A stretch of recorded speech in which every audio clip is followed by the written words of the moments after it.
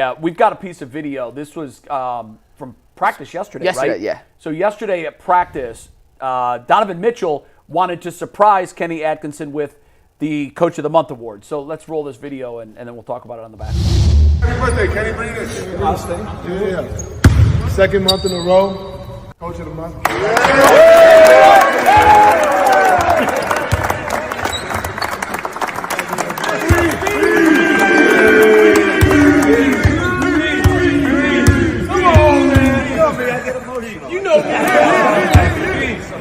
Come on, man. Get in the center, man. You know, I owe it to you guys. Oh, shucks, you know. No, but it's about this group. It's about your identity. We're just empowering you. That's all we're doing. It's real simple. Group was great already. Keep growing. Keep saying, like, when you're this connected, you can do something really special. So that's what I feel where we're headed. All right? Is that good enough?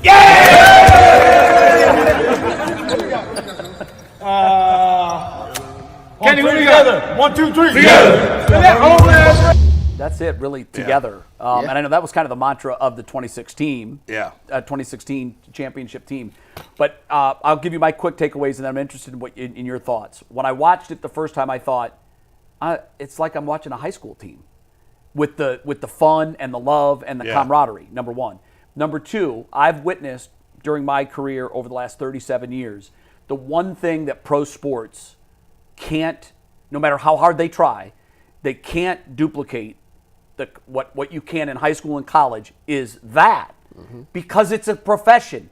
It's not a game. It's not for fun. It's for money. And when money's involved, it changes everything. Now, college football, 5 years down the road, we're already seeing the problems, how it's less fun for a lot of people, and a lot of coaches are walking away. But in all of my years of being around professional sports teams, I can only think of a handful of times where I've watched the team and said, wow, it doesn't look like I'm watching professionals. It looks like I'm watching a group of guys do this because it's an extracurricular at high school, or it's just something that they have so much fun doing that they would actually do it for free. And that you can't put a price tag on, and that is one of the most necessary elements to winning is chemistry and camaraderie, and this team has it at 100. Yeah, I mean, you could win without the best chemistry if you're loaded with talent, but if it's going to raise the level of your talent having chemistry like this. I mean, for all the things we talked about before as to why the Cavs are so good, one thing we didn't mention before, we've mentioned it in the past, but not before in the show, what is the chemistry? I mean, that's really special. I don't mean to pour salt in the wounds, but the last team I felt like this about, the chemistry, was the 2016 Cubs. They played like that. Yeah. Like, remember when the Cubs won, they carried David Ross on their shoulders, you know, the backup catcher, because he was like so special, and they had this, they were always goofing around on the bench. And, you know, I don't know if it's going to end up in a championship for the Cavs, who knows, but I feel like the past couple of years, in a way, we looked at them as being too soft or too nice. There's too many nice guys. And I think the fact that there are so many nice guys has contributed to this chemistry. Now it's become a positive. Now, if they lose in the playoffs, who knows where we'll spin it or what the negative tone will be. But right now, it feels like a major positive that you have these guys who love playing together. It's led to the most unselfish basketball in an era of basketball that is more selfish than ever. This team is the opposite. Yeah. Couldn't be more opposite. And that's why and that's why fans love watching this team, because they feel like an outlier from this era of the NBA. You can measure offensive efficiency. You can measure defensive efficiency. You can measure rebounding rate. You can measure shot selection and shot chart. You can measure all these things in today's NBA. They wear these little heart monitors. Every single player wears them on every single team that can tell you exactly how fast you're running, how much effort you're exerting, when you're diving, should you be running. You can measure everything, right? Yeah. Can't measure certain intangibles, and chemistry is one of those intangibles that there is no statistic that says X equals Y equals chemistry. Right. But I believe, back to what Jay said, it's kind of the Cavs' secret weapon this season is their chemistry. Yeah. And we talked about making the extra pass and the unselfishness they're playing with this season. Well, why do you do that? Because you know who you're passing to is going to do the same thing to you if the roles were reversed. And you can see it in that video right there. You can see it anytime we're in the locker room after a home game. The videos come out literally every game now because they do so many numbers on social media. Spencer Davies does a great job kind of piecing together the locker room shenanigans they pull. But Donovan or Darius can't get off an answer without one of the other ones chirping them in the background. And we had, in the last game before Christmas, Darius revealed Donovan's middle name, which may not sound like a lot. Donovan had kept that off all social media. It wasn't on his Wikipedia page. It wasn't on his basketball reference page. Donovan was jokingly... What is it? Vernell, by the way. Oh. Donovan Vernell Mitchell, which had never been said before. And Donovan stopped the interview and goes, "You just gave my full government name. How dare you?" And stormed off into the showers and then came back, and Darius was like, "I think he might be mad at me." And Donovan came back out and wasn't mad whatsoever. But like those little things, you can't say that leads to winning. Yeah. But it leads to being more unselfish on the court. And it leads to, hey, I know it's the third night of a 4-game stretch where we're playing all these games. Do I really want to take that extra half step to get into the right help defensive position to take a charge? Well, you do it for your brothers. You may not do it just for someone you're playing with. You do it for family. I think it does lead to winning, Mike. I mean, no. I'm saying tangibly, like you can't say that equals, but you can't say it's worth win. 6 wins a year. Sure, but you know it when you see it. Yes. And this team is dripping with it. Like the year the Bucks won the Super Bowl, I've talked about that on the show before. They had some really weird things going on with that team because the general vibe was togetherness and fun. But behind the scenes, there were some major rifts going on. You know, Warren Sapp and Keyshawn Johnson were never boys. You know, and there were some things that were going on. But in general, it was John Gruden brought the bag of fun. Let's go. Let's go win this thing. And you're right, the 16 Cubs, I'd forgotten about that. I spent just the playoffs around them. Yeah. And it was, it was very obvious to me. David Ross had a number of seasons worked the postseason for us at ESPN. Right, yeah. So I had really gotten to know David. And then when they're back in the playoffs and he wasn't able to work for us again, we spent a lot of time with him, even though he wasn't working for us. He was catching for the Cubs. And he peeled the curtain back for us. And we saw a lot of what was going on with that team. And it was just like, man, this is almost an unstoppable avalanche. And that's where the Cavs are. I feel like this Cavs team is exactly the same as that Bucks team that won the Super Bowl in 2003 and the Cubs team that won the World Series in 2016. It's fun. And don't you think when you have this chemistry, and again, we'll see it whether it plays out this way or not when it really matters in the postseason, but it feels like when you get to those tense moments, those big spots, that the guys are going to believe in each other. Yeah. That sometimes you see teams play unselfishly occasionally, but at crunch time, dribble, because I don't really trust it. That's not really there. For this team, it feels like this is it. This is just how they're going to play. It's why Earl yesterday said, maybe they will play 11 or 12 guys in the playoffs because it feels like you trust everybody. Now, they won't go that far, but the Cavs will probably play more guys than the average team in the playoffs because of the type of team they are. And it also helps when everyone's playing at the level they are right now. Which, if you go across the board, they're all shooting and playing at about where they've been at their best. Like, nobody's playing below what you would expect. Right. And they're all playing pretty significantly higher. And even though the numbers don't always indicate that because they're playing so few minutes. I mean, hell, Donovan and Darius played like 62 minutes each in a back-to-back. In 2 games they won on a West Coast road trip. Like, that's what you dream of in a back-to-back in December. So, some of the box score stats may look a little lower, but they're playing fewer minutes. While other teams are obsessed with the box score, obsessed with the highlight reel, obsessed with taking days off, the Cavs are obsessed with winning. Yeah. And having fun.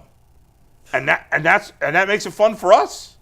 It does. They're at a time when the ratings in the NBA are down, and they're down significantly. Yeah. Here in Cleveland, that's not the case. Right. They've captured the city. They have. Yeah. And I'm excited for tomorrow to be done with. So they don't have to compete with the Browns because, quite frankly, the Browns haven't deserved the attention that we and all the other media outlets have given them. Yeah. And it won't be an option moving forward.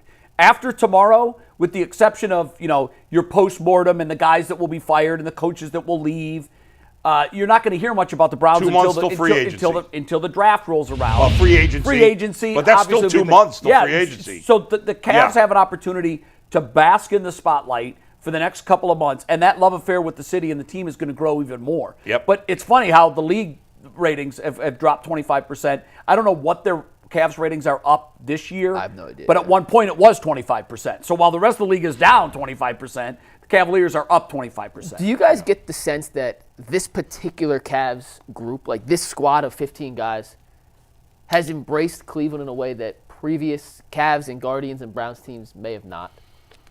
Nah, and I'm asking I don't know someone that who's it's been here embraced long the enough. city. I feel like they've embraced themselves. They've embraced what the organization is doing. I mean, not to say that they don't respect and appreciate the fandom, because they do, and they've made comments about how they love playing in front of the home fans. Every team does. I just feel like, they all are aware that something special is going on. And that's a rare moment in sports history. And by the way, I think that's fleeting. With the Buccaneers, that lasted 1 year. Yeah. When they came back the next year, now I had left. I had gone after they won the Super Bowl. I went to ESPN. But not until it was past their training camp. So I covered the next year's training camp. And you could see right away, boy, that honeymoon didn't last. Yeah. There were just fractures in the foundation. They couldn't hold it together another year. It was almost impossible. Yeah. And within a matter of 2 years, the whole thing was a wreck. And Gruden's job there. By the way, Gruden being mentioned, I wanted to bring that up. Gruden's being mentioned as being vetted by some NFL teams for a comeback. Would you be interested in Gruden here in Cleveland? He was born in Sandusky. Yeah, I'm just so worried about bringing back one of these old coaches. Now, this isn't just an old coach. This is John Gruden. I know, but he sucked with the Raiders. And he had some time. He had a good season with the Raiders. Overall, I don't know what was his record with the Raiders. I don't think it was very good. I thought he had 1 year where he was really good. Well, didn't they had that weird game with the Chargers where if they tied, they both made the playoffs, and they didn't. I could be totally wrong on that, but they had that weird Week 18 or 17 game against Brandon Staley and the Chargers. I thought that was the Redskins, but no, it's definitely a Raiders-Chargers game. Okay, well then the Raiders were the winner of that because the Chargers missed the playoffs because of that. Yeah, I don't even know. So Gruden in Oakland went 4-12, 7-9, 8-8, 3-2, fired. Okay, so he got better every year. So it wasn't terrible. He got better every year, and his firing. By the way, we haven't heard that whole story. No. There is so much to that. It was the discovery of the Redskins email. Yeah. And they found some of his, and there's all kinds of conspiracies that Roger Goodell it was a whole had a hit on John Gruden, and he had to be gone, and they actually used the discovery of those email to get John Gruden fired. But this is the first season that I've actually read that teams are doing some due diligence on John Gruden, and his name is coming back to the surface. We mentioned that little clip about the locker room thing with Darius and Donovan. Yeah. Earl actually had it on video. You want to hear it real quick? I would love to see it. Yeah, I didn't see that. It's pretty funny. It's from last week. Let's take a look. Definitely different, but hopefully it never happens again. Did you know who the culprit was yet? I'm not a Tristan Johnson! Wow! Yo, TT. Thought so. That was Donovan Vernell Mitchell. Oh,